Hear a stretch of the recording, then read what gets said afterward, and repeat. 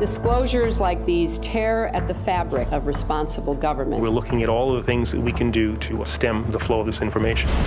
This was the biggest leak in the history of this particular planet. My name is Julian Assange. I'm the editor of WikiLeaks. We help you get the truth out. If you get this material, give it to us, no questions asked, and you'll help change history. The internet lets governments get more information than ever, but it lets citizens do the same. Here was this kid who had reached out in confidence and said, hey, I'm leaking secrets.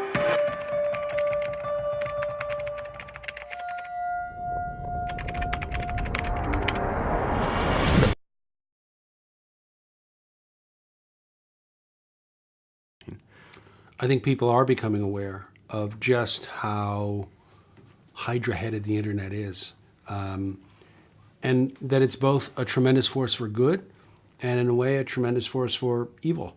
I mean, when you see the vast amount of surveillance that's taking place on the internet, and also this kind of nastiness and vitriol that takes place there also, yet at the same time, the ability to navigate this World Wide Web and find out secrets that we never would have been able to find out before is so fantastic. So yeah, people are becoming aware, and in part they're becoming aware because of people like Bradley Manning and Edward Snowden. I think the Obama administration in some ways is worse than the Bush administration in terms of its accretion of power to the executive branch. But this should teach us a lesson, at least for those who study American politics. The chief executive, the president of the United States, almost never gives up power willingly. In fact, they almost always take more. Obama promised that he would give up some of the power that the Bush-Cheney administration took, but he didn't give it back. He took more. That, I think, is the lesson. That it's the nature of the office to want to take more and more and more power. And of course, they always do it for a good reason. And the reason is we're protecting the American people. So we have to do this. The Army has detained a U.S. soldier in connection with the leak of this classified video. Nice. Two of the men killed worked for the Reuters news agency. Journalists' cameras were mistaken for weapons. The prime suspect is 22-year-old Bradley Manning. There was a responsibility to the needs of the many. We promised the source that we would publish everything. About 1 o'clock in the morning, I took delivery on a USB stick of 390,000 secret US military records. There was material which could get people hurt. Julian said, if an Afghan civilian helps occupying forces, he deserves to die. They might already have on their hands the blood of some young soldier. Scared the hell out of a lot of people. How are we going to stop it? And how far has it gone already? The sort of aging student hobo was a rock star, changing phones and changing computers. Wearing a bulletproof vest. He'd been trained in evasive tactics. This idealist became something else. I'm untouchable now in this country.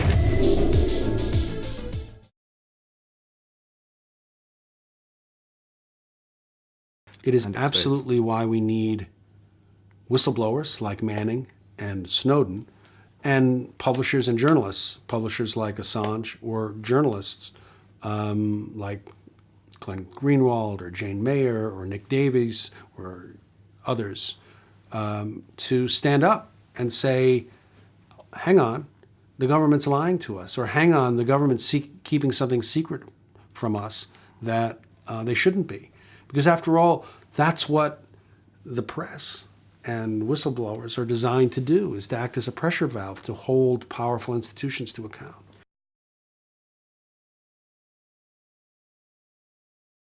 Assange is always maligning the press, particularly the mainstream media. And he's right sometimes, but I think he overdoes it. There are a lot of great investigative reporters who work for the mainstream media, who've done a wonderful job of exposing things precisely because they have interesting sources inside government. Yet the beauty of WikiLeaks, and what made it so great at a certain moment in time, was that both it had this anonymous electronic Dropbox where people could leak anonymously, but maybe more importantly, it had a transnational cyberspace-based publishing platform. That publishing platform puts it outside of political pressures. But interestingly, it doesn't put it outside of moral pressures. That's why I think Assange got a lot of flack for his failure to properly redact the Afghan war logs. And while nobody was hurt, I think the political damage was done, and he was marginalized by some very powerful people. Sweden issued a warrant for the arrest of Julian Assange on suspicion of molestation and rape. I really didn't want this to be in the papers. I have never said that this is a honey trap. I have never said that it is not a honey trap. Everyone has secrets. If they are broadly known, you cannot accomplish your work. I'm not going to talk about that. But it does affect WikiLeaks. I may be very candid. Nation states need to be secret in order to be successful. We steal secrets. It's not about WikiLeaks. It's about transparency. Who gets to control information? Very important. I don't think you can tell stories about morality without telling stories about human beings. I think it's the intersection of personal stories and broader social forces that gives the tension that real life is all about.